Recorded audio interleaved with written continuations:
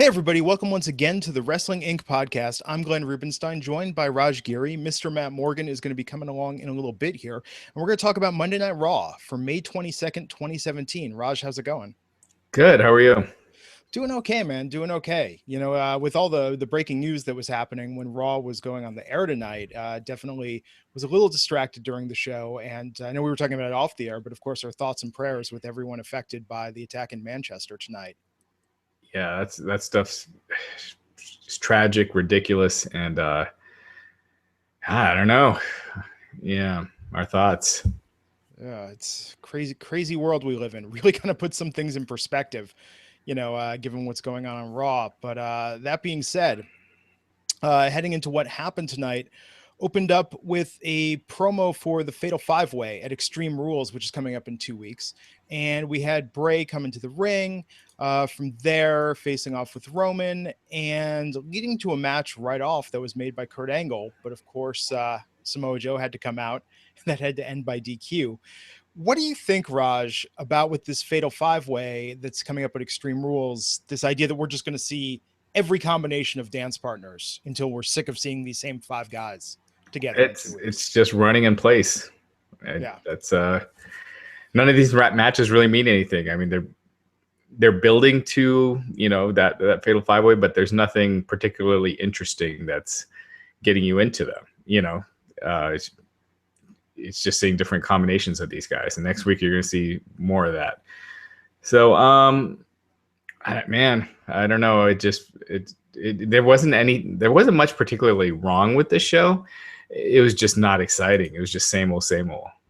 Yeah. And I feel like, God, imagine if, I don't know. I mean, imagine if these guys were in 5 separate storylines, or even let's go beyond that and say they were in 3 separate storylines. There was something more there. And then the coming together of the 5 would really feel like something special. But I feel that anything special about this is just going to be completely gone by the time we see the actual match. Yeah. And it's only 2 weeks, but yeah. I mean, they don't really have, Seth and Samoa Joe have their thing, but outside of that, Roman's not really necessarily in a feud right now. Finn Balor, it was supposed to be feuded with Bray Wyatt, but they haven't really moved it much in any direction. So hopefully after Extreme Rules, hopefully with Brock being back, things will pick up a little. Yeah, let's hope. So of course that would set the main event for later in the night where, if you thought, hey, Roman versus Bray, kind of sick of this. Well, what about Roman and Seth versus Bray and Joe? And that will make it all fresh for the main event. Oh, good Lord. Okay, so coming back from that, we had Elias Samson, Kurt Angle. He was really acknowledged tonight, and his first match was made for later in the evening with Dean Ambrose. But before that, we got a cruiserweight match, which the return of multiple cruiserweight matches in the same episode: Akira Tozawa versus Arya Daivari. What did you think of this, Raj? And did you think, there was sufficient sort of build for this tonight? To me, it just seemed like it sort of happened out of nowhere. Real quick before we get to that, yeah. I did want to say, Bray Wyatt's promo, he seemed really fired up. It's still a lot of nonsense, but I do think he needs to turn to a babyface sooner or later. He needs, he needs a shift, a change, a shakeup, and the fans are kind of behind him, so I don't think it'll be too difficult for him to get to be a babyface. I just feel like I'm tuning out now. I mean, you're absolutely right that he had more swagger with it, but and I wonder this about the audience. Do they even follow what he's saying? Or is it just sort of that sing-songy cadence, Southern preacher man, as opposed to the content? Because the content of it is what I feel like he never delivers on. If you actually pay attention to what he's saying, he's like 0 for 1,000 at this point for ever delivering on what he's preaching about. Right. It's like, I'm going to murder the beast. No, no, you're not. And that's the gist I got out of this. But he's also our savior, I believe. Something about the lies. Yeah. So if he could change his promos up a little bit and turn to babyface, I think it might be a good refresh for him. Also, was that a production error at the end of that segment where it's I think that was the pay-per-view theme that started playing. Did you notice that? Yeah, I did notice that. Yeah, because it was which seemed very odd because they never do that. Random music. Well, it's happened before. I mean, not so much on TV. God knows at live events, I've seen them play the wrong. Right. But that's what I'm wondering. Was this on purpose? Were they playing the pay-per-view theme, or was that a botch? Because later in the show, they botched it in the main event when Seth Rollins' music hit and Samoa Joe then came out. And you know, Corey Graves covered it up on commentary pretty well. But yeah, it looked like there were a couple of production botches today. Which is rare for TV. Yeah. They're usually pretty good about that sort of thing. Yeah. But yeah, it was interesting evening.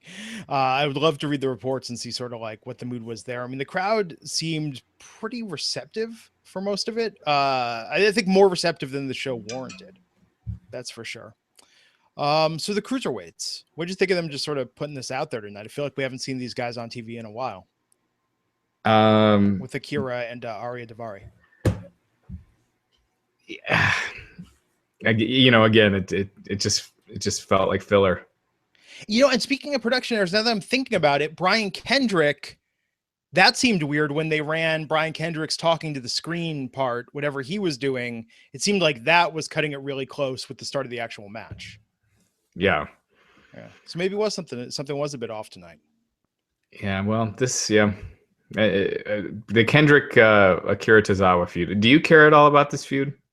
No, not really. I mean, I think it's good. Look, Akira Tozawa, I think, is very good in the ring, and Kendrick has been in the main event of the cruiserweights so much and been a focus of the cruiserweights. I think it's good. It's good for Akira Tozawa.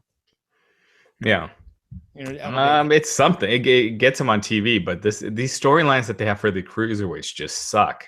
I mean, there's just nothing. Aries and Neville has been okay. I think Aries would benefit greatly from not being in the cruiserweight division. Neville's the only person I think that has benefited from being in that division because they were doing absolutely nothing with him before that. But yeah, other than that, I think this cruiserweight division is just dying. SummerSlam still your prediction for when the cruiserweights will be gone from Raw? I don't know. We'll see. Hopefully, I hope they're not gone. I hope they just change it, you know, do something, you know, like we mentioned, moving this tapings to Full Sail or doing something, because I don't want the cruiserweight division to be gone. They got so many talented guys. But I think gone from Raw. I think that was the prediction. Not that 205 Live will be canceled, but that right. I think it's tough. It's tough to get people invested in that completely separate thing that's only on the network. Yeah, so Akira Tozawa won that match. And yeah, the match itself was fine, but I think just the way they position these things, it's the issue.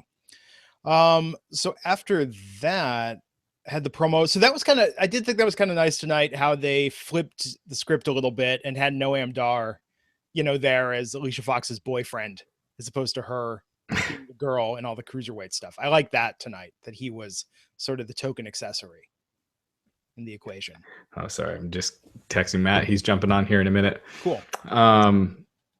Repeat that again. I liked how they flipped it in the promos tonight of having Noam Dar be the significant other, you know, the role that Alicia Fox has felt like she's been in. In the cruiserweights. I thought that was nice in the promo. Before Matt comes on, let's and talk about Elias Samson, because I would love to get Matt's thought on that. I want to take the moment and thank the first sponsor of this episode, which is Dollar Shave Club. You've heard us talk about it. Dollar Shave Club is awesome. It is the smarter choice. You get a great shave at a great price, and it's delivered right to your door. It's so convenient, an awesome life hack, and it's a no-brainer. You don't have to go to the store, get those razors from behind the security counter. They take off the security tag on it because for some reason people steal razors. I guess that's the thing. You don't have to overpay, spend a ton of money on these gimmicky 8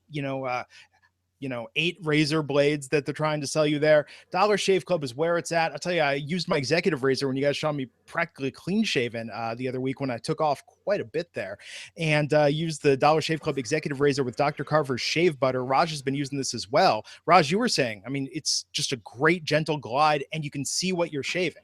Yeah, I just used it tonight. Smooth as butter, man. And that butter thing, that butter cream or whatever, what is it called? The Dr. butter Carver's shave butter. Yeah, that stuff is awesome. I mean, it makes a huge difference, because there was one time I forgot to use that and used just regular shaving cream, and after using that, after the shave, you just feel, I mean, it's completely smooth.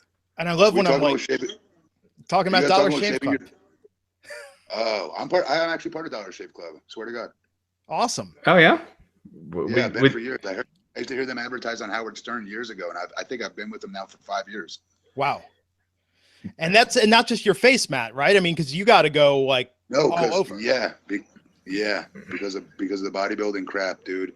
You got to have a good blade, man. And anything you buy at the store, like those triple blade things, those women razors I'd have to use even, because it creates less bumps or whatever. Those are just gimmicks, and they fall apart pretty quickly. The Dollar Shave Club, it's great because I get like a brand new blade all the freaking time. It seems like I've got underneath my sink, I've got like 30 blades still. I'm so far ahead of the game, and I shave a ton. Yeah. Awesome. Well, you heard it. It's great. It's incredible value. It's incredible value. So we got a deal for our listeners. For a limited time, new members get their first month of the Executive Razor with the tube of Dr. Carver's shave butter for only $5 with free shipping. And after that, razors are just a few bucks a month. That's a $15 value for only $5. And in that first box, you're going to get that nice weighty handle with a full cassette of 4 cartridges and a tube of that shave butter. After that, replacement cartridges ship automatically at their regular price. No hidden fees, no commitments. Cancel anytime you like, but you can only get this offer exclusively at dollarshaveclub.com/INC. That's dollarshaveclub.com/INC. And we thank them for sponsoring the show.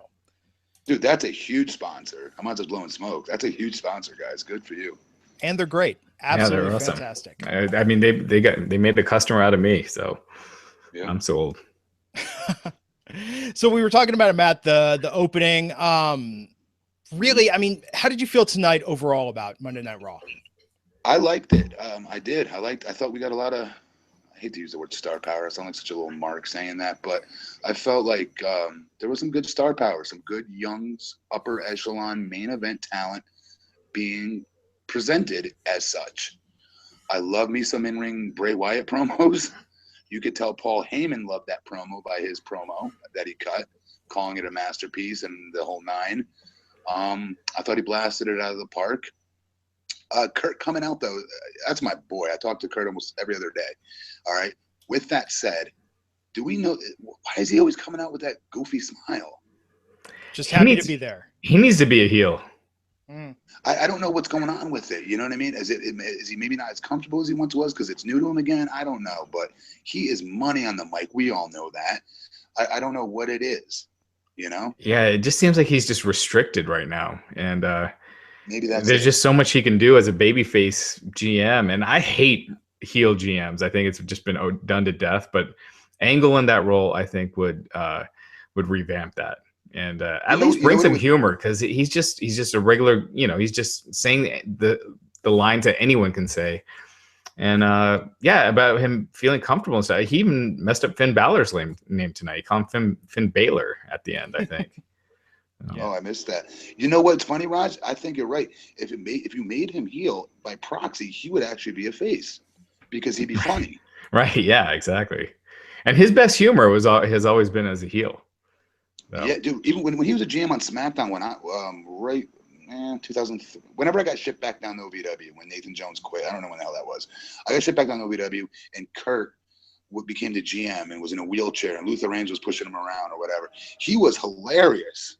Yeah, I mean, he was great in those backstage segments, with Austin and all that stuff. So, I think now he's just in a position that you could replace his lines with anyone else, outside of it's true, it's damn true. And yeah, I think they can change it up.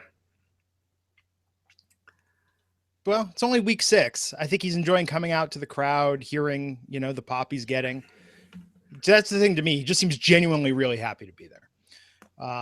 But yeah, I would like to see what they do with it from there. Have you heard anything more about him wrestling again, Raj? No. I mean, when I talked to Kurt a few weeks ago, he said he's probably gonna have his physical later this year. So right now it's just the GM, and that's all they have in mind. But he still plans on taking that at some point. Yeah. So Matt, Elias Samson made his in-ring debut against Dean Ambrose tonight. Can we talk about how deep in my eye, like you can't even see my eyes right now? And this is annoying the crap out of me. I can't change the angle. Oh, there it goes. That's good. Sorry, guys, for listeners out there. I apologize. My son's in there sleeping. Otherwise, I'd be in there. I apologize, guys. Oh, crap. Yeah, Elias Samson. I was actually out here, seeing if I got the link sent to me early, maybe, you know. So I was out here on the porch and I was watching it through the window, and I saw Elias Samson, and I opened the door, and my wife's like, "Who's this guy?" And my son's in there singing along with him. I'm like, no, anybody but this guy. You could cheer for John Cena, you could cheer for Roman Reigns. You cannot sing with this guy. No. This is my autistic son we're talking about. I should be like encouraging him and being like ecstatic that he was listening to someone singing along. But I was like, not this guy, no. I don't like him. I don't know what it is. It annoys me. He's not going to last. I sound like such a prick right now, but that's my honest opinion. He's not going to last. I thought he looked good tonight. I thought this was the best he's looked, in a long time. He was aggressive. He was very aggressive. He has a good look. The guitar stuff, I think they'll drop that at some point. They got to. If then that's different. And he looks like a bigger version of Seth Rollins. He looks like a cross between Seth Rollins and the Macho Man, kind of. And so yeah, I think I think if he drops the stupid gimmick, there's a much more upside. And again, I thought he looked good tonight. Now the thing I hated was that they had a second DQ in 3 matches. Just give him somebody to beat. This week there's plenty of guys in the back. You can have him beat Kalisto, but that should tell you something though. That was his debut match, correct? Yeah. But they had him still get a win over Dean Ambrose. It just wasn't a pin. But that's my point. And he dominated the match. Doesn't matter. They wouldn't be looking to protect Dean Ambrose at the end if this guy was serious, if somebody they were going to do something big with. I'm not saying they still won't do something big, but as of right now, I'm telling you right now, you don't debut somebody and not have them pin. I don't care who it's against. You don't have them go against the champion, then you have them go against somebody else. But even that, they had him debut and they had the Miz on commentary. When's the last time someone debuted and you had another wrestler out there? I mean, I feel like normally when someone debuts, the commentary team really puts him over, but he made it about the Miz instead. That's why I don't think it's going to last unless he blasts it out of the park. That's different. We'll see. Yeah, at least it wasn't like a Kurt Hawkins thing where they just job him out right off the bat and have him lose in 2 minutes. Yeah. But right. But I don't know. I think I'm reserving my thoughts on the Drifter because I thought he looked pretty good tonight, and if he could keep it up, there might be something there. And I'll say this: a year and a half he's been doing this. I remember seeing it at a live event before he debuted on TV with it, an NXT live event.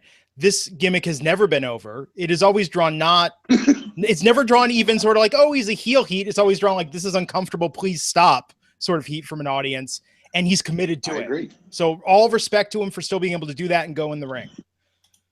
Yeah, and just for the record, listeners, whenever you hear us talk negatively about somebody and whatnot, it is not we're crapping on the guy. We're crapping on either the gimmick, how they were used, or whatnot. It's never, all the more power. I hope the guy does good. I hope he knocks it out of the ballpark. We need more stars. So, good luck to him, but I don't see it. We're always crapping on WWE creative, which is an oxymoron like Jumbo Shrimp. Well, it's that's pretty good. Jumbo Shrimp, get it? I get it. Well, what about this? How about if he was El Vagabundo? What is it? El Vagabundo. He would be super over. But that's a play on the Drifter because El Vagabundo is all right. Give him 10 weeks of annoying us. Give him 10 weeks of that crap we had to see in the ring tonight. All right, and then swap him over to that. It'll be huge. I don't know. Because he looks to me like the kind of guy that Vince would like. He's a big guy, good shape. I mean, that's the kind of guy that Vince likes to push and give. And he does. He looks like a musical. Like he looks like a lead singer of something, a big jacked up one. Yeah. He does look like somebody. But my neighbor looks like somebody. Vince would probably push him. Have him get some veins in his abs, and but we'll see. So Enzo got attacked backstage. Oh no. So Chris on our Twitter account, he had 3 options, all who made good sense. One was that it was Big Cass. Another that it was a revival because they should be coming back in a couple weeks. And then the other was, Apollo Crews and Titus, which they mentioned later, and Apollo denied it. I don't know which would be the most intriguing option. I think the revival, they need someone to feud with, and all the other. Yeah, they could do Heath Slater and Rhino, but this would be much bigger for him. Yes, that's who I think it is. Who I hope it is. We need those guys back on TV like yesterday. I know Homeboy's hurt, but God, those guys, I can watch them all day. Yeah. No, they're great. It's like watching old school 80s tag team wrestling tape. Like, I'm drifting here, but drifting, get it? Huh? We spoke with drifting. Cornette gives us, like, he used to give me these videotapes. Like, it would say, like, the greatest tag teams. And he specifically put the greatest tag team matches together on this humongous VHS tape that I would watch, or greatest promos with Jerry Lawler and all this. Anyways, a tag team, it was just like a who's who in tag team wrestling. Arn Anderson, Tully Blanchard, shit like that. And that is who these guys, like, I'm telling you, remind me of. The Revival are so fun to watch. Yeah. I mean, they remind me of the Brainbusters, Yes, Tully and that's Arn. exactly who they remind me of, dude. Totally. Yeah. No, Totally. So yeah, let's hope it's them and not like Rhino and Slater. Yeah. So let's talk about this Paul Heyman promo that he came out and did tonight with Finn Balor. When's the last time Heyman put somebody over this hard? I'm thinking it was the Roman Reigns promo. It made it obvious. Ago. Yeah. It made it a little bit obvious, in my opinion. Do you know what I mean by obvious? Like it was not uncomfortable, but it was like WWE Creative really wants this guy to do really good, so we're gonna have Paul Heyman go out there and really put him over huge, and that's the way it felt to me. It was a great promo, but Finn's another one who's a friend of mine, and I hate saying this, but Finn Balor's in the middle of the ring saying he doesn't fear Brock Lesnar. I don't buy it for a second. I don't think anybody should sit there and say I don't fear Brock Lesnar. It just doesn't sound right. I don't believe it. I'm not saying you have to say you're scared of him either. Just say, you know what I mean? But don't say anything. Yeah, I guess that's it. It just doesn't look right. It doesn't feel right. Yeah. You say, I want my title back. I never lost the title. I want my shot. That was good. Yeah, I agree. That was good. He was confident tonight for sure, and we'll get into his match, I hope, because I got a lot to say. And Heyman was a good surprise. Like that was cool to see. It was out of the blue, but this is kind of where it ended for me, the show. Like, I thought after this, it was just kind of there. It was just kind of the same as every week. I in 2 weeks, if you name these matches and ask me which week it happened, I'd be like, any one of the last 4 weeks. So. Except for the Goldust thing. I thought that was kind of cool. I love the Goldust thing. But you don't feel the Heyman promo felt like forced by creative kind of like thing? Absolutely. I mean, that's what it reminded me of, that promo that Heyman did for Roman when Roman was going to face Brock. Oh, and it was, Roman, you're one of the greatest of all time. You're better than Hogan. You're better than this, but you're not better than Brock. So we need the trifecta. What was it? There was the three things that reason people felt that Roman was forced on them. One was the Heyman promo. Two was Mark Henry with the I was just testing him, but now I'm a believer. That promo that he cut saying that, Mark Henry put Roman through a barricade and then did an interview saying like, oh, I was just testing him, but now I'm a believer. You're going way back. The third one was Daniel Bryan, you kicked my ass, but, and I booed you with all these fans, but now, you've won my respect. I think it was those three promos that made people say Roman is literally being forced on us. Yeah. They tried. And then some other. But Finn doesn't need that. Finn is over with this crowd. Right. Exactly. He doesn't. Yes. Go ahead. I feel like he got a little bit of a rub by being in there with Heyman because he had felt like he was kind of slipping a bit. So putting him in there, it kind of puts him as a player in that match, as opposed to, I felt like his star was kind of fading the last few weeks. Fading.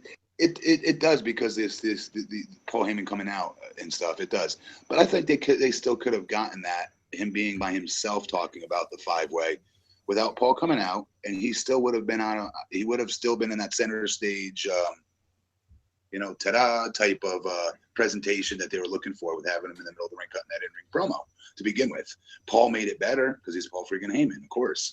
The rub was there. But I could have done without the forcing part of it. Right. Yeah, it would have been even better if it was more heated and it ended with Finn Balor and Paul Heyman, Finn Balor getting in Paul Heyman's face. Then you have Carl Anderson come out for the match. It just makes it seem more personal as opposed to this guy is kissing your ass and you're facing his advocate, potentially in a month. What now with the match? Is the match next, right? Yeah, with Carl Anderson. Dude, his intensity, he being Finn, holy shit. Excuse my language. It's worth the curse word here. Holy crap. Dude, I was sitting there. I rewound it. I rewound it twice. I was so proud of him. He was in a whole different gear tonight. And that's what that's a main event act.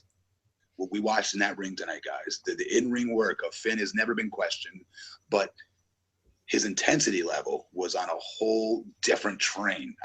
Dude, it was impressive as hell. I thought it was great. I thought the only thing missing was the story. I mean, did I miss something? Were there some videos on WWE.com building that's this up? That's exactly what I was going to say. These guys have so much history. You got 30 writers. You couldn't come up with something. It was on Twitter. Why not do a couple backstage segments, beforehand and during the show and remind people how close these guys were and build to something as opposed to having it just be a throwaway match. That just drives me nuts when you got the storyline right there and you don't do anything with it. So dumb. Built in for you guys and delivered to you on a silver platter. Mm-hmm. These two, you just did a 24-hour, whatever it's called, WWE 24 series on Finn, which I really like, by the way. Fantastic. What a humble kid, humble family. You root for him. You can't help but root for him. Right. What did we learn? How close he is with specifically the one, that one guy more than anybody else. You know what I mean? That's what I learned. And right. You just put this on the air last week. You just roll over the story. Right. You don't even mention these two. I mean, they mention it on commentary, but that's not enough. Yeah. Yeah. I mean, it should have could have shown clips from 24 and been like, these guys were best friends and they're facing off for the first time, even though technically it's not the first time. But it could have been made a much bigger deal as opposed to just feeling like another match. To be the only two gaijin to be like to stay and sleep in the New Japan dojo. Mm-hmm. Like that's some serious, that's a crap sandwich you're eating every day. Life sucks. I don't care what anybody says. That sucks. And it's hard. And just the built-in, there's so much story there. Those two starved together, literally. Wow. Like more than brothers. What a great storyline. And just on Twitter, best for business is I beat you tonight, Finn. # beat up Finn Balor. That's our story, folks. Right. That could have been an amazing feud the next time Finn has the belt to have Gallows and Anderson expect, sort of reform at the top. Finn doesn't want to do that. Yeah, it's kind of like what they did with AJ instead of AJ ended up going with them, have Finn not go with them, or they could go with them. But anyway, I don't want to keep beating a dead horse, but I know AJ Finn's going to be freaking phenomenal whenever the hell that happens one day. No, absolutely. Yeah, definitely. It's not a throwaway match on SmackDown or Raw. If they give it a good build. No mention of the Bullet Club, no nothing. Just these are two high flyers, folks. Right. Tonight AJ's wrestling Finn, and in the second hour. Oh, good Lord. What a wasted opportunity. Alicia Fox versus Sasha Banks in a rubber match sounds better than it is.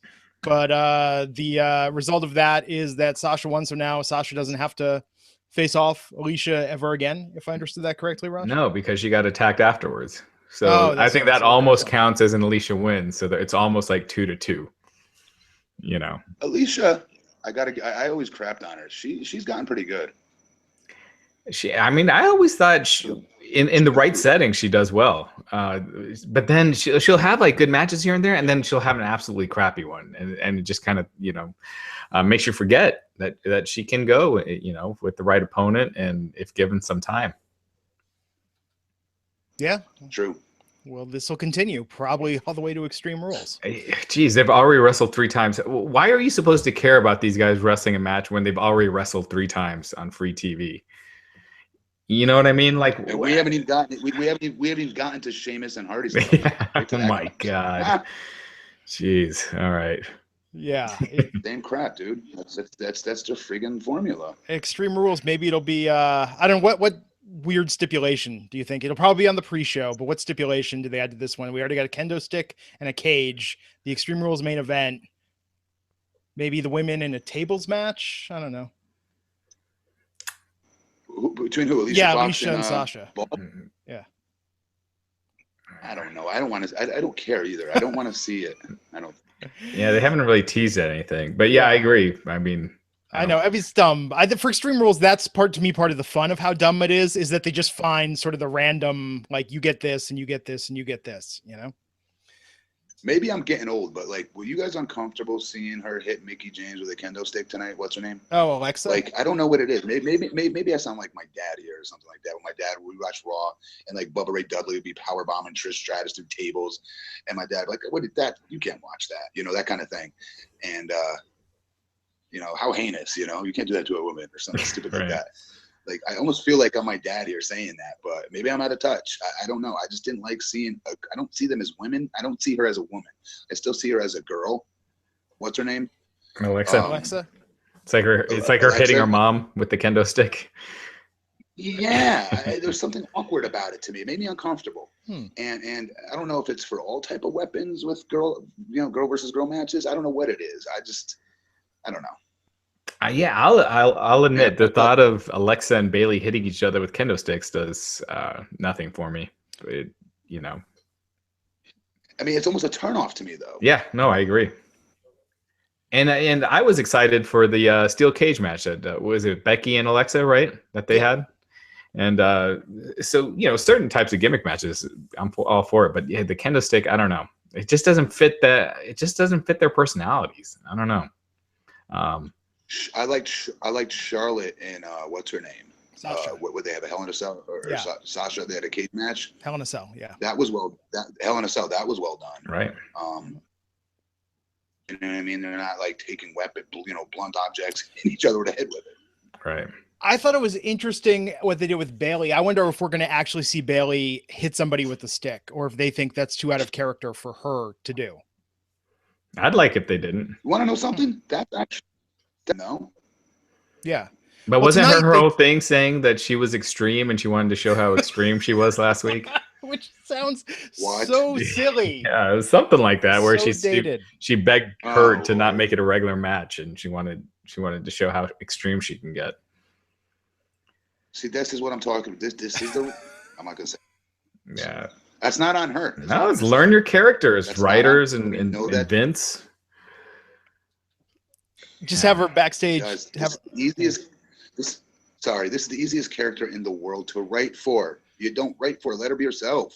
No. Yeah. Hopefully they don't lampshade it and have her backstage like chugging a bunch of Mountain Dew kickstart, just yelling extreme and then going out there and being Bayley. I could absolutely see that happening, by the way. I could absolutely, if Mountain Dew sponsoring Extreme Rules, absolutely 100%. Okay, so where are we? Okay, so yes, after Sasha won and then got attacked, Kalisto and Apollo Crews backstage asking about attacking Enzo. Then after that, okay, yes, a high point of the night, Goldust and R-Truth. Real quick, Kalisto and Apollo Crews. Apollo Crews is getting some steam. They beat him tonight, and I know that's part of the storyline with Titus, whatever. You just kill these guys' momentum by having them lose, especially someone like Kalisto. And a horrible pre-tape.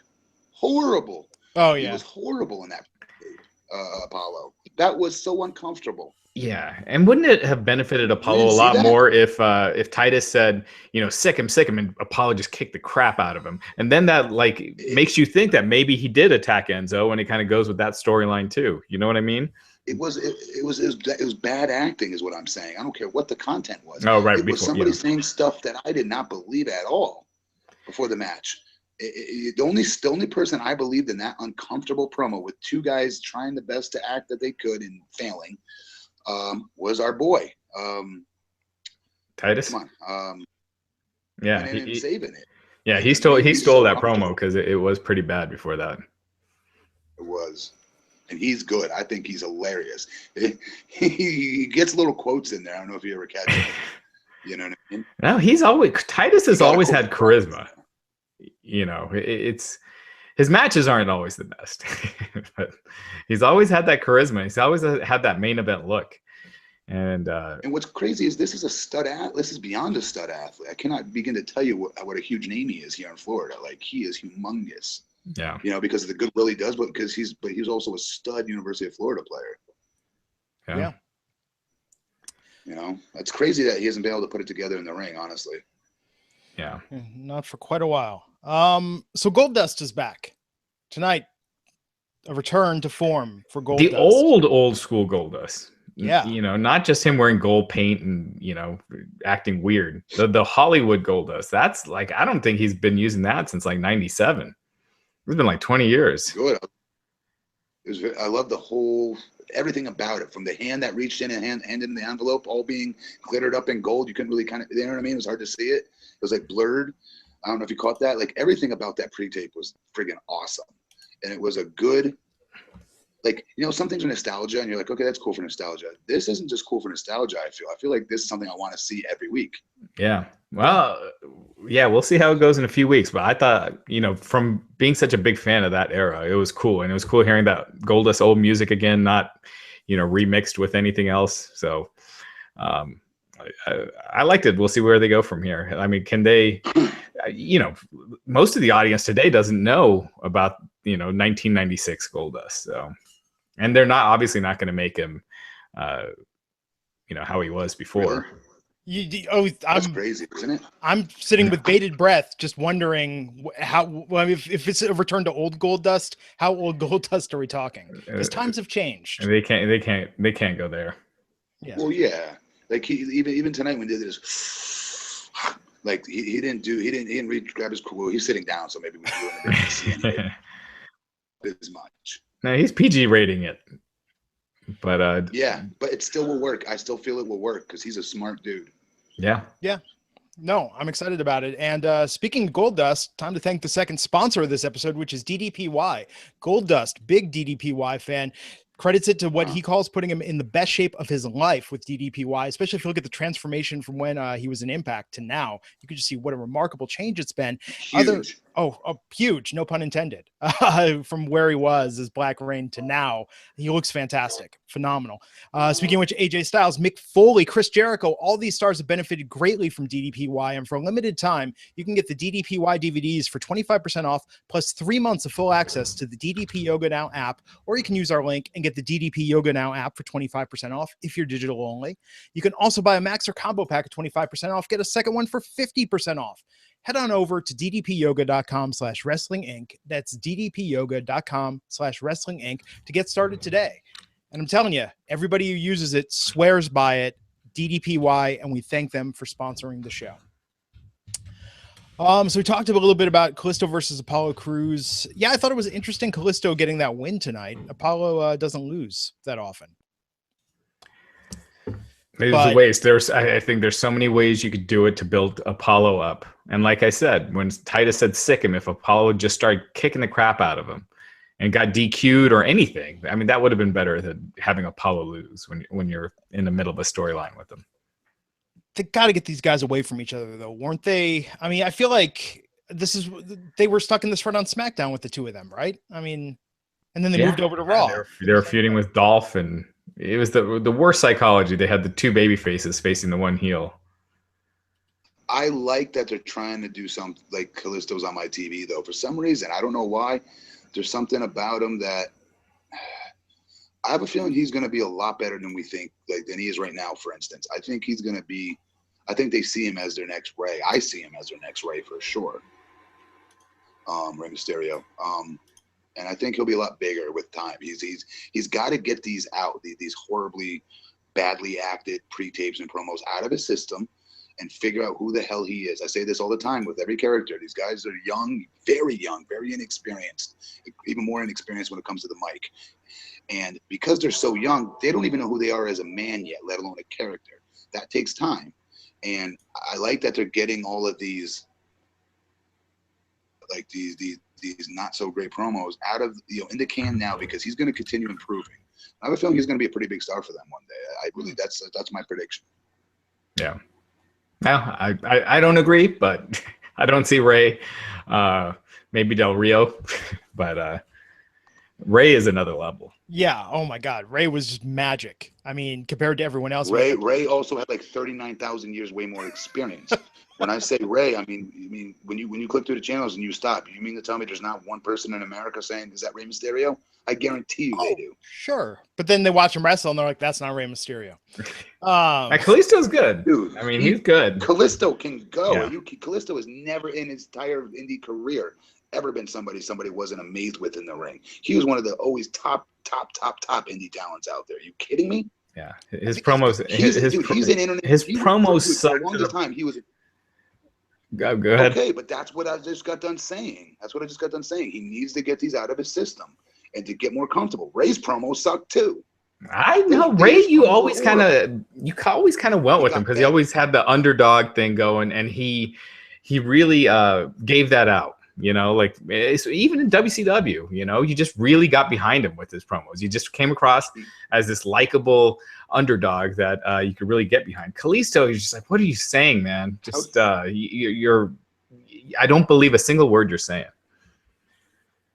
That's true, but there's nothing but underdog out of Kalisto. Nobody's looking at him as anything but an underdog. Right, but it doesn't come across in his promos, is what I mean. Because of his size, he does. He's doing what he's told to say right now, right? And eventually when he figures it out, he'll be able to do his own promos from who he knows who he is. Right now, he's doing what he's being told verbatim. Same with friggin' Apollo. That's why, and Apollo was way worse in that promo than he was. Way worse. Horrible. I thought they were both pretty bad in that promo. We'll have to agree that they were both bad, but won't agree on who was worse. Yeah. Okay. So, dude, anytime somebody 4'10" gets TV time, he is an instant underdog. Oh, no doubt about that in terms of size. I just think the size for sure.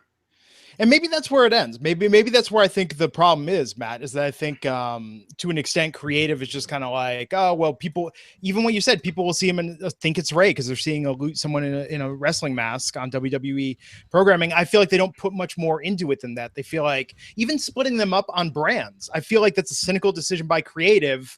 Like, okay, we got one luchador on each brand, so that fills that quota, And before my social media blows up, let me be clear about this. I don't want words put in my mouth here. I say he has the potential to maybe one day be a Ray. That's how I think they see him. Not right now. He's very young. Right. Done. Sorry. All right. Okay. So Matt Hardy versus Sheamus. Ugh. Yeah. For like the 8th time. It sucks because the match was good. Sure. The match itself was fine, but Jesus Christ, how many times have we seen these guys go at it? And the Hardys have won every single time. Have they? Yeah. See, the Hardys haven't lost yet. I don't notice. I don't think I really. I don't remember wins and losses enough. Wow. Yeah. I guess it's true they don't really matter then.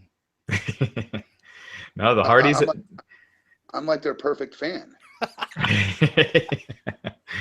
No, man. The Hardys, it's like you're doing the same finish every week. You're not mixing it up at all. I'm so sick of this feud.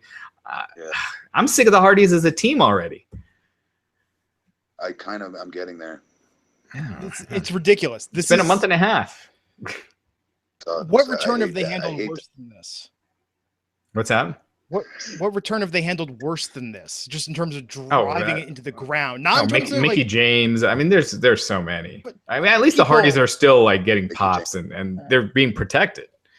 It's just that they're running in place to where they're not special anymore by doing the same damn thing every week. Yeah.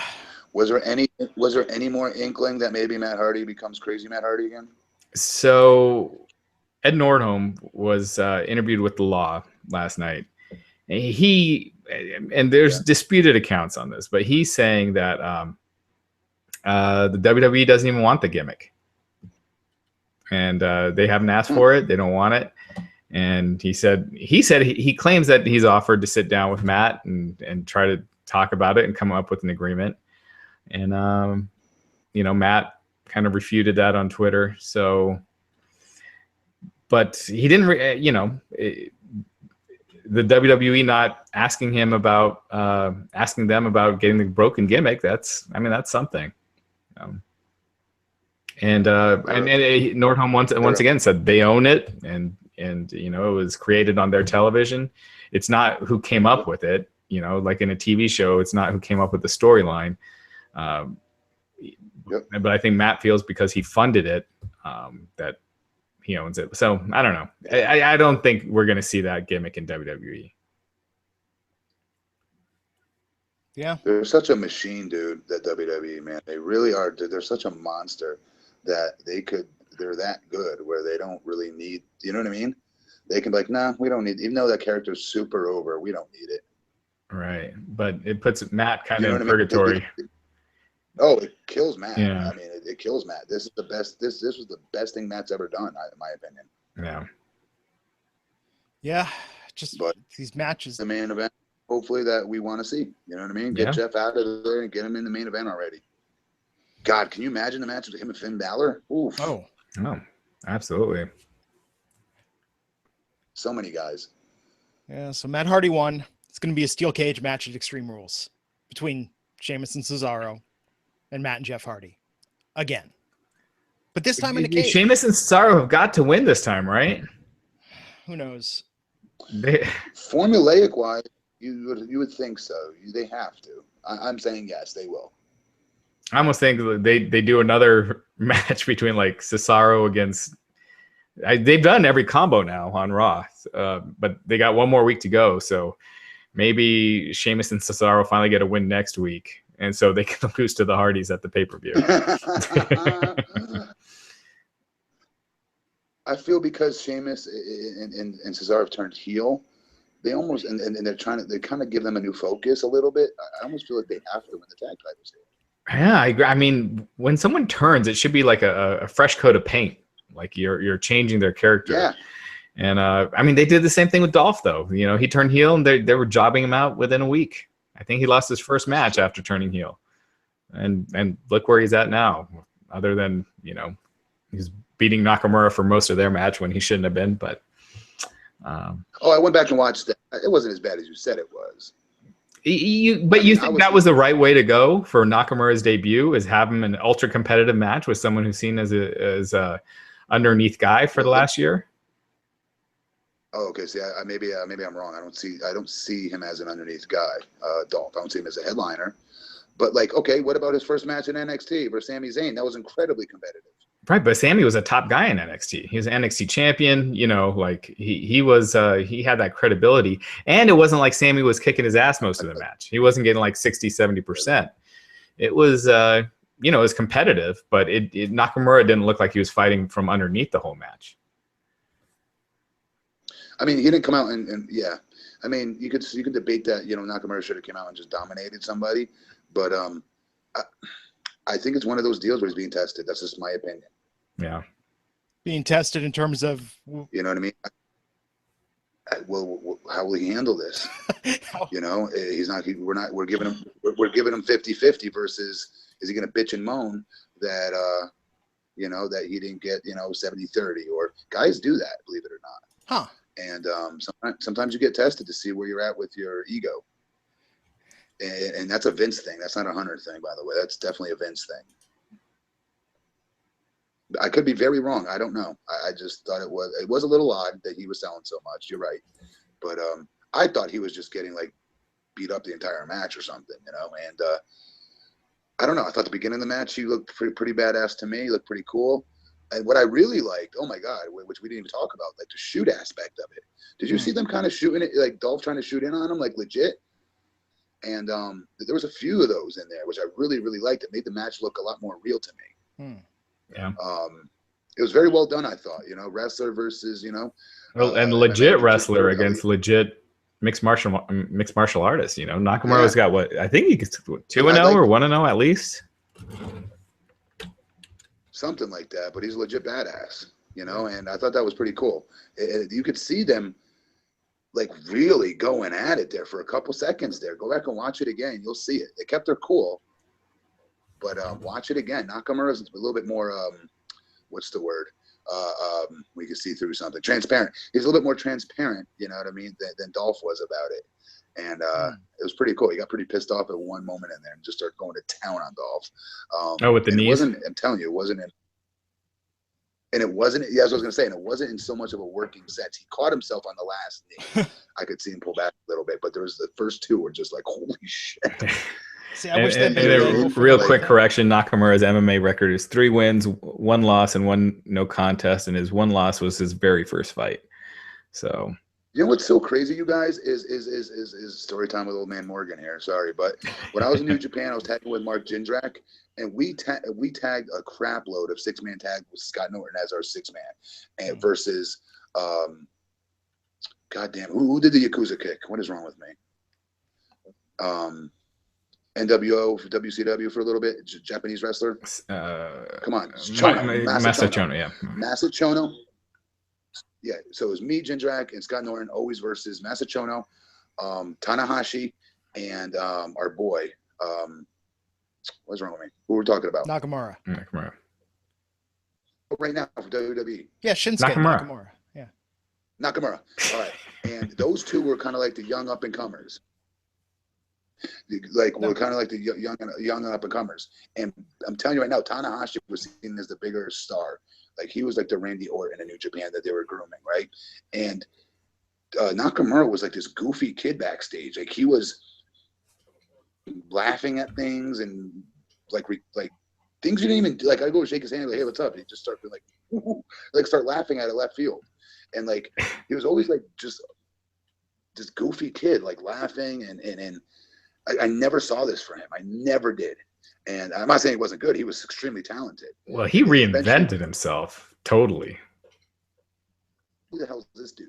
Because that is not that goofy kid, you know, who Scott Norton was telling me to go up and chop in the chest for no good reason. And I'm like, Scott, the dude did nothing wrong. No. Right. Yeah. I mean, you look at him like 10 years ago, he did not look like a star at all. And then, you know, once he grew his hair out and started incorporating that Michael Jackson stuff and changing his outfit, now, you know, he's got more charisma than almost anyone on that roster. So, I mean, he really changed it. I mean, have you ever seen anything like that? I haven't, as far as this unspeakable charisma, this nonverbal charisma, just through body language and all these isms he has. It's incredible to me. Yeah. No, absolutely. Well, it's like you said last night. It's like, why do they have him talk? I mean, he's a guy that, you know, normally when you have a silent figure, it's supposed to be intimidating. He's the rare guy that can just do so much just with his movement to get over with the audience. The way they booked him in NXT, why is it so hard to follow that damn formula? Why? I think they're on principle. They're like, we're not going to do the same thing, you know? It's on your own network. Guys, watch it. It's insane. I mean, it's like how much better TakeOver was than Backlash, you know? Absolutely. Yeah. So moving on tonight, Tony Nese versus Austin Aries, with Neville out there looking on. Wait, how do you think with the cruiserweights going back to the 2 matches tonight, Matt, as opposed to the 1 that we've had? I'll admit it tonight that the cruisers didn't feel special to me. No, I think that's valid. And that's I think Austin Aries would be a bigger star outside of that division. Yeah. God, yeah. Especially letting them talk more with any of these other guys. Any of those guys we saw in that 5-man, for instance, the upcoming 5-man match coming up, like he could hold his own with every single one of them. And even more so on the mic with more than half of them, I would say. Oh, he could bury half of them just with his charisma.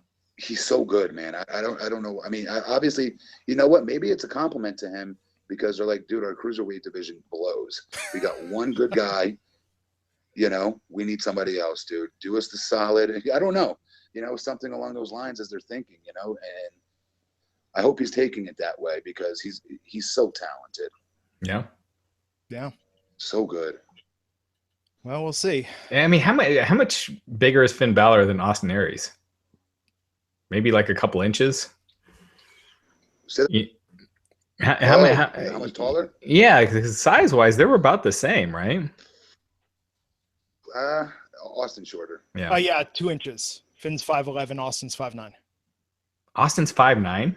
According to Bing, he is. You cannot go by the internet, guys. The internet's so stupid. I remember Dave Meltzer put out there when I was in OVW, when I first got signed, 6'8", Matt Morgan. 6'8", motherfucker. I haven't been 6'8" since my junior year in high school. Yeah. So you can't always believe it, but it usually works the opposite way. I think one time on my Wikipedia page, it said I was like 7'2" or something. You know what I mean? So it's like it's always exaggerated in the opposite way, guys. Obviously, the internet has you at seven even right now, Matt. That's right? 6'11", 6'10". Yeah. That's 6. Okay.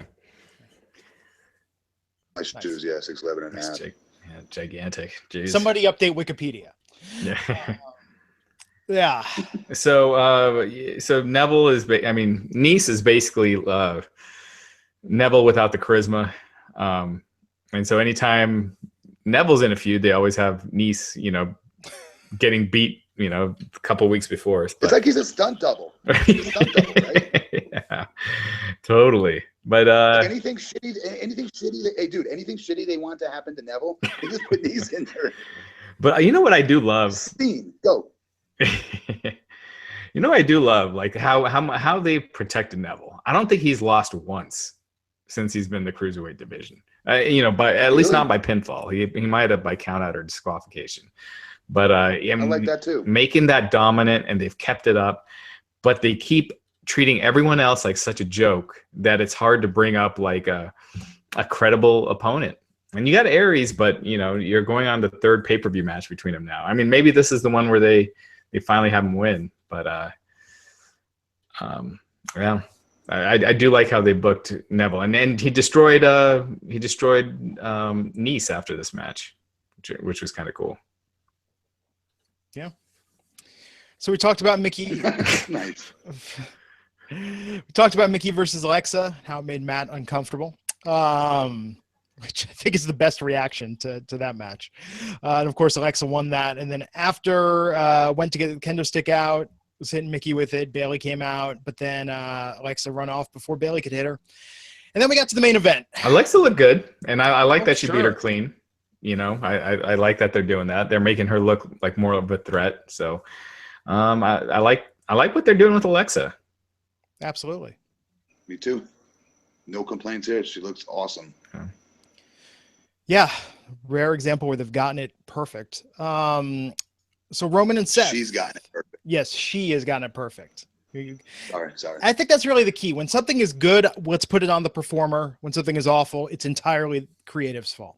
I know that doesn't sound fair. I know it sounds like we're bagging on them, but usually more times than not, it's the talent knowing who they are inside out, upside down, and that girl gets who she is, and it shines through.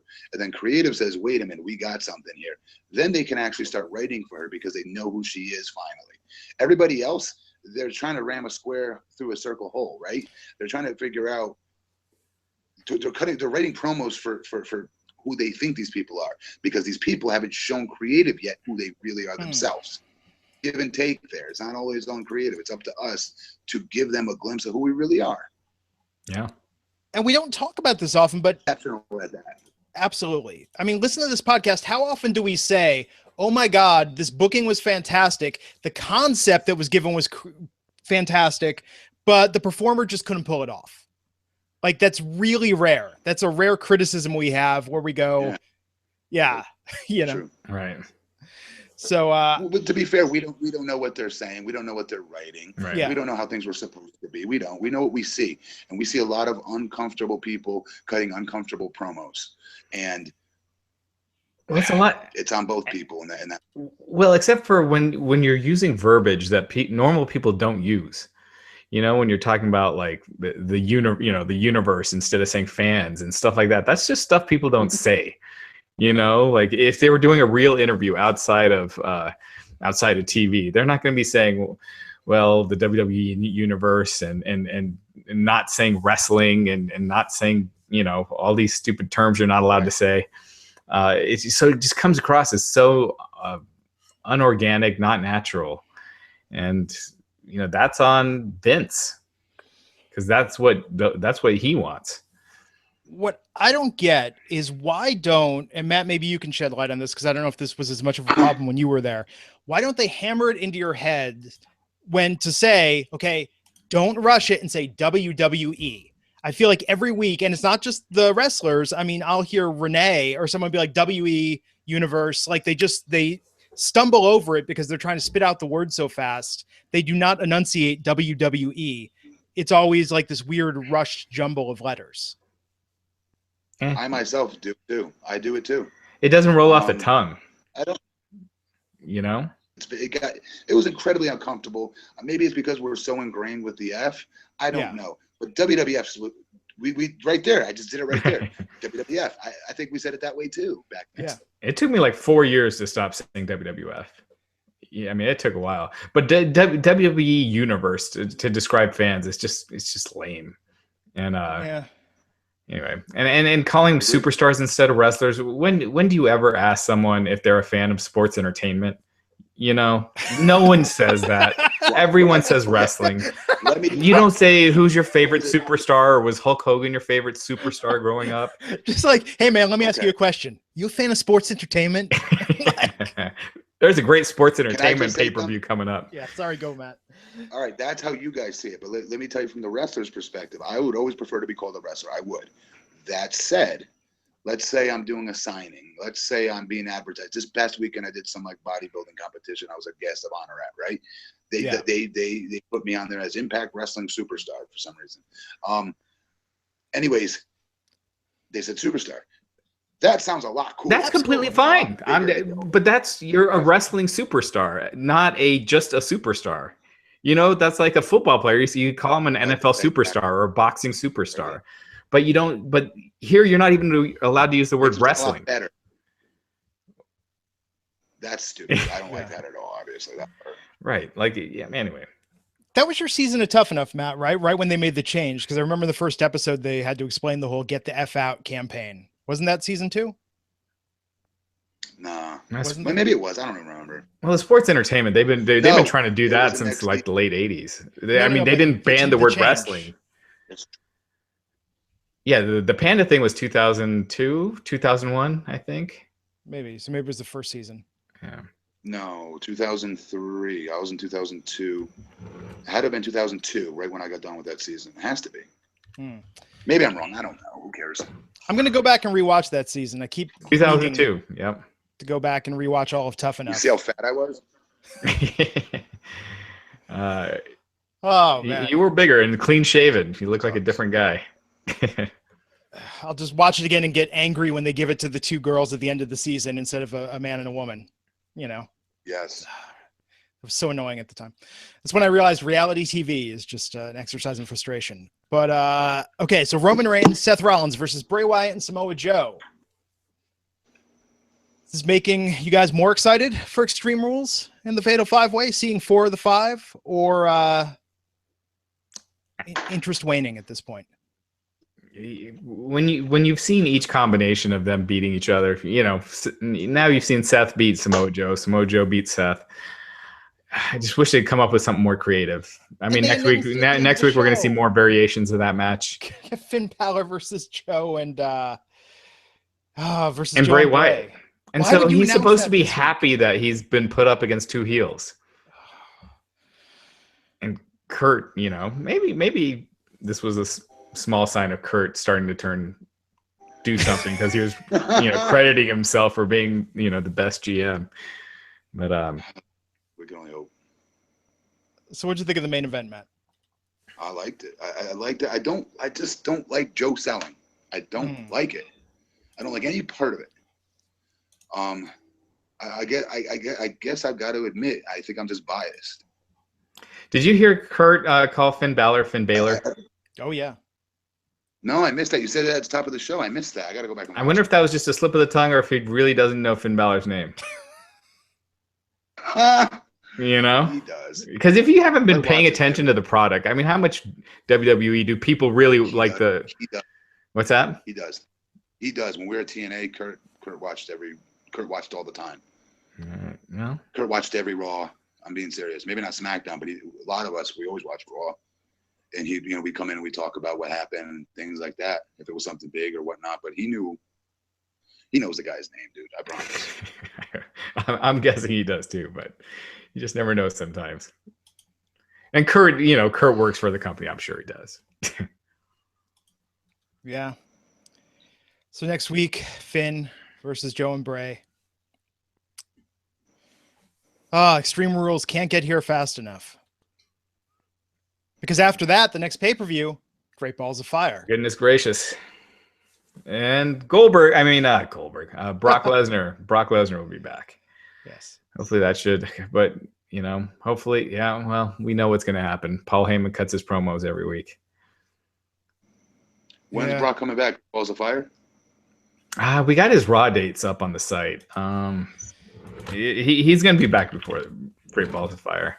Here we go. Oh, so WrestlingInc.com has the dates when Brock Lesnar will be back? We do. It was posted on the 13th. So June 12th, June 26th, July 3rd, and July 10th. So he'll be... Oh, wow. On the go home and the post show for sure. And then a couple of weeks before that. So yeah, we're just a few weeks from him returning to Raw. That's great. One thing I wanted to say, guys, is I kept getting hit up by this one person who keeps telling me that I guess on Wednesdays, Glenn, you keep burying Randy Orton. What's the deal with this? I just don't think and I don't know, it could be creative, right? It could be creative's not giving him anything, but look at what he did on the internet and trolling everybody and making those remarks.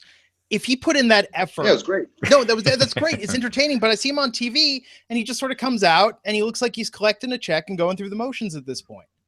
I don't know what his character is. He doesn't seem particularly invested or even happy to be there. Let me ask you this: What's John Cena's character?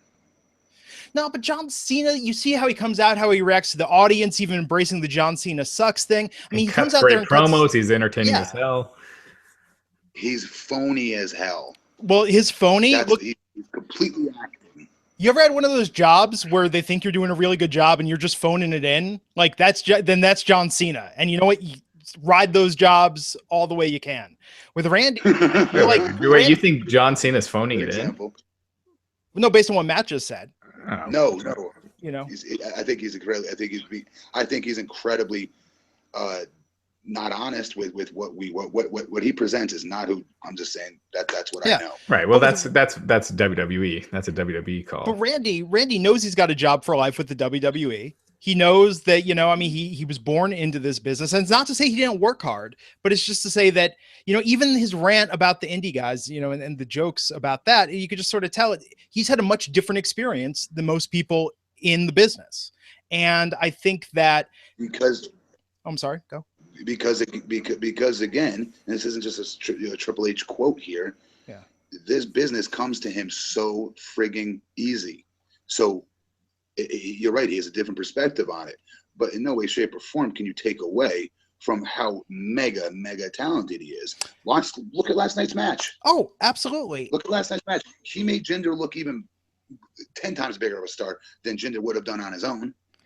And I will say that it upticked right before this. I feel that Wednesday when he cut the promo, and I know, they've done variations of this before, but the thing about Jinder, it's not that we're intolerant, it's just you're an ass. Loved that. Thought that was okay. Randy showing a little swagger and fire. I thought the last thing he did before that really showed him like flourishing was burning down Bray's house, because again, creative gave him something and he clearly had fun with it.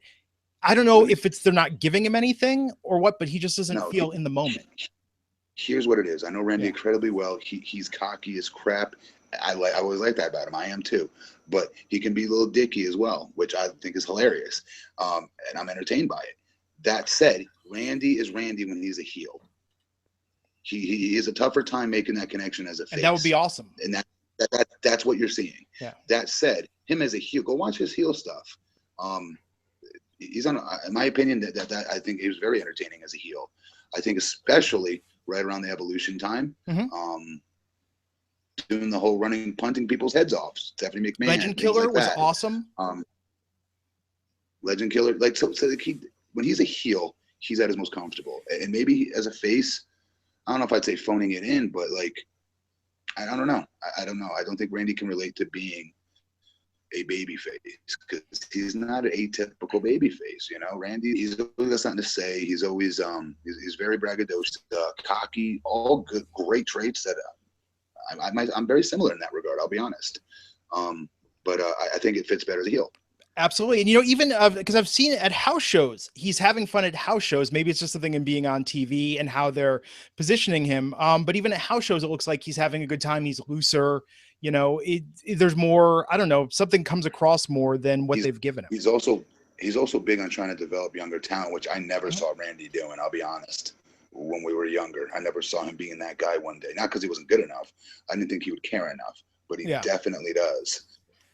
And you know, the little things like that, like I think he's matured a lot for him. He just hasn't been entertaining in years. Wow. I can't. The last promo he cut, where you're like, man, did you check out that Orton promo? And it's getting millions of views on YouTube.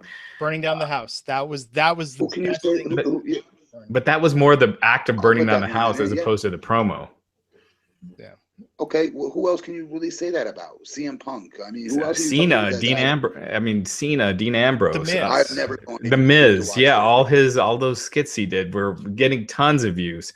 I mean, there's a bunch. Now there's a lot that don't. Seth Rollins comes to mind. Like he doesn't really set the world on fire with his promos right now. But he hasn't been there for 15 years or whatever. But you're judging it only on promos. What about? Yeah, and his matches. I've said this before. The last time I think he's had a great match was with Christian like 5 years ago, other than WrestleMania 30, the main event. And that was, a lot because of Daniel Bryan. What about his match with Seth Rollins at WrestleMania? Just the finisher was good. The finisher was pretty awesome. But go back and listen to this podcast. You cannot see this is where you lose this argument, Raj. You cannot debate Randy Orton in the ring. You can't. You could say, "Oh, the Chinlock of Doom. Oh, it's so boring." Blah blah blah blah blah. You can say that, but rest of his stuff in that ring is flawless. You thought his match was Jinder was every wrestler will tell you that. I promise you, no other wrestler will debate this. As far as watching a Randy in that ring. Then tell me the last time you thought he had like what you would call a 4-star match. And Jinder, if you think Jinder was a 4-star match. What about last night's match? It was like 2.5 tops. Incredibly well done. It was look, the smokes and the bells and whistles, but it wasn't even close to AJ and Kevin Owens. Two different. Okay, I'm not putting this on Jinder here, but I'm kind of putting this on Jinder here. Randy was. Let's be very real here for a minute. Randy was given the daunting task to take an undercard talent just 6 weeks ago, find the shit out of him, make him look like a star, even though it's supposed to be the opposite. You're supposed to shine up the babyface, not the heel. And he did that for Jinder last night. He made Jinder look like an intelligent wrestler working the hold. That was Randy. I know from a mile away that was Randy. When Jinder kept going back to the same shoulder, the same hold, things like that made Jinder look a lot more intelligent, a lot more seasoned, a lot more confident, a lot more comfortable.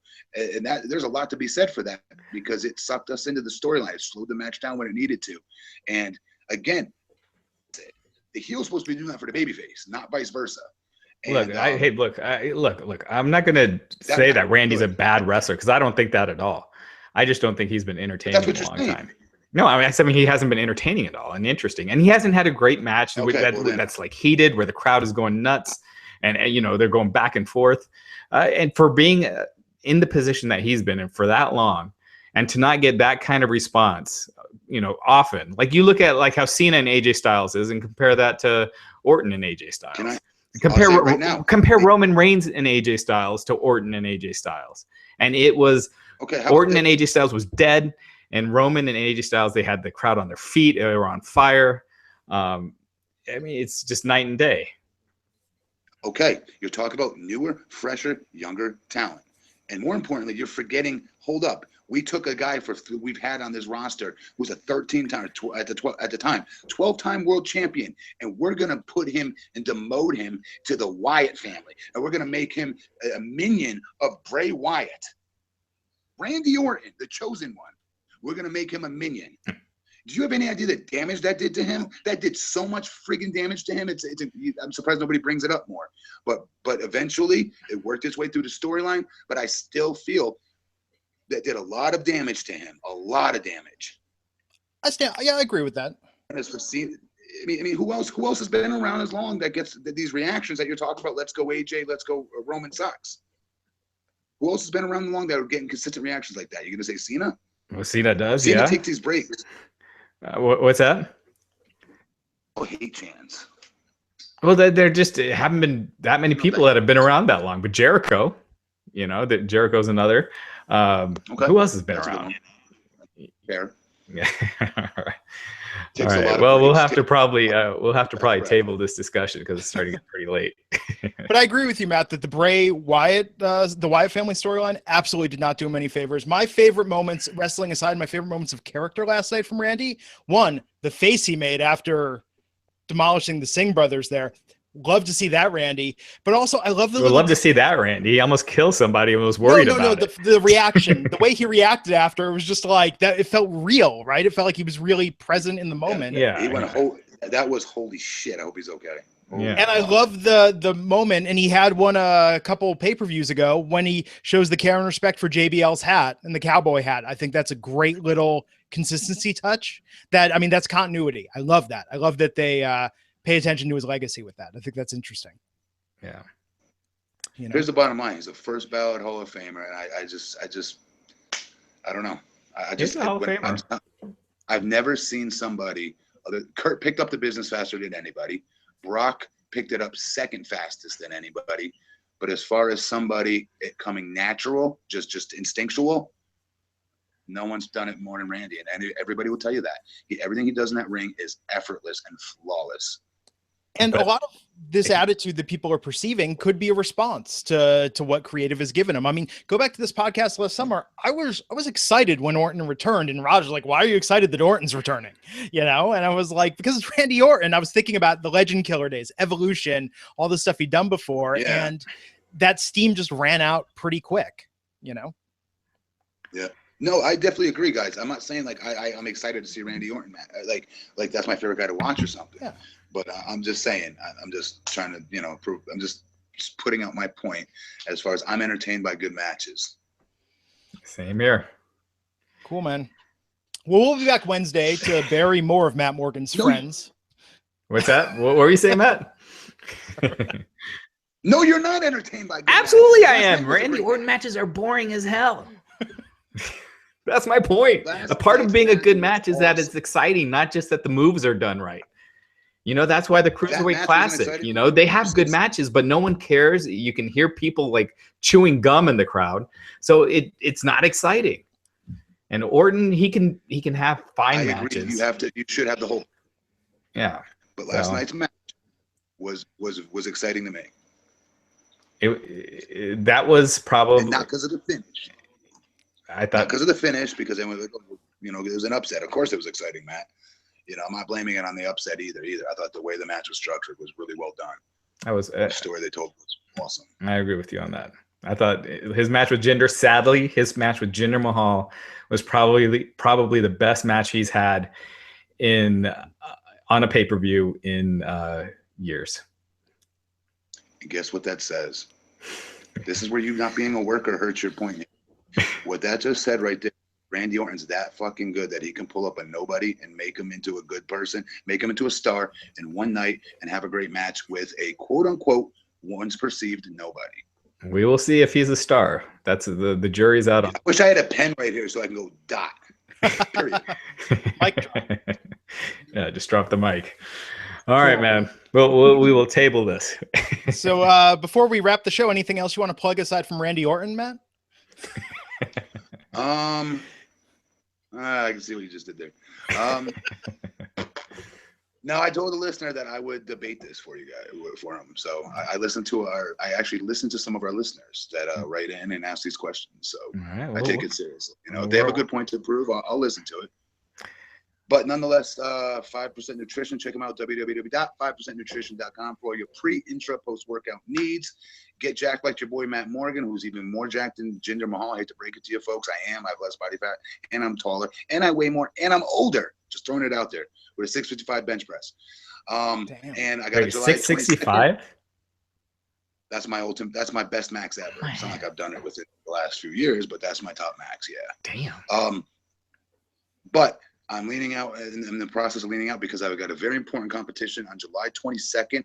It's called the Seminole Classic in Winter Park, Florida. I'll be competing hopefully in 2 divisions, men's classic physique and just general men's physique. One, you wear board shorts. The other, you kind of wear boxers, brief kind of looking thing. You got to kind of show up for your legs. So I've tried to build up my legs the best I can for this. But I'm excited about it. It's a hell of a lot of dieting, but I'm looking forward to that. That's what's coming up down the road for me. Awesome, man. So Raj and I will be back Wednesday to talk about SmackDown Live, the era of the Maharaja. We'll see how that goes tomorrow night. A Punjabi celebration on SmackDown Live tomorrow night. That's such a cool name, by the way. I love that name. Punjabi? Or celebration? No, the Maharaja.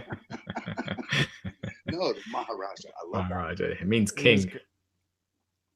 It just, it's just badass sounding to me. Absolutely. My name is part of, like Raj means king, and Maha means great, so it's great king. Oh, really? Yeah. That's pretty cool. Yeah. And that's Jinder's real name too, right? It's doesn't he go by Raj?